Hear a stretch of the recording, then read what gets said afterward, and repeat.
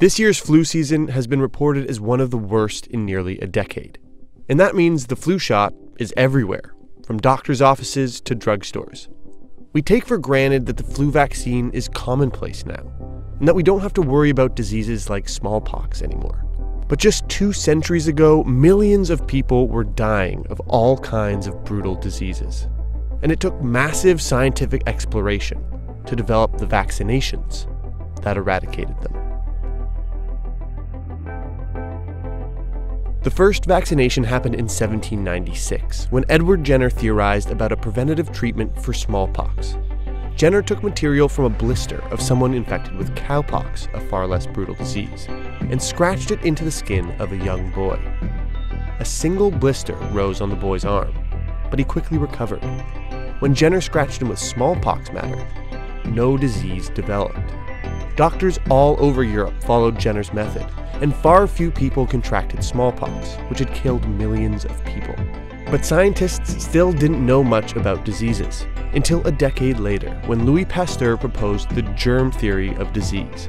He soon created the first live attenuated bacterial vaccine for cholera, and the first live attenuated viral vaccine for rabies. Now that doctors understood more about germs and disease, developments exploded, both for vaccines and overall public health efforts. In the early 1900s, the US created the first county health departments and developed regulations for vaccine manufacturers.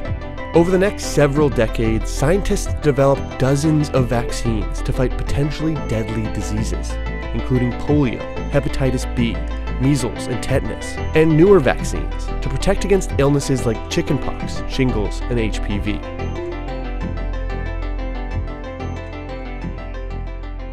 Today, scientists are working on new techniques to create different kinds of vaccines.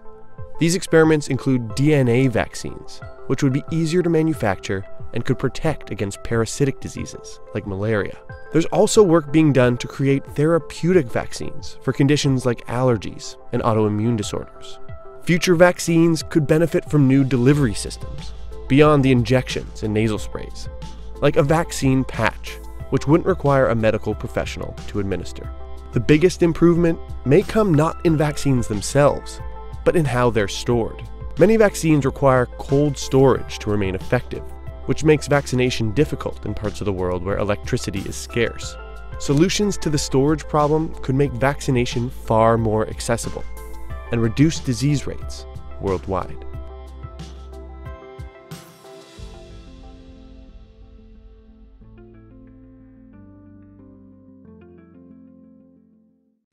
Hey, NBC News viewers, thanks for checking out our YouTube channel. Subscribe by clicking on that button down here and click on any of the videos over here to watch the latest interviews, show highlights, and digital exclusives.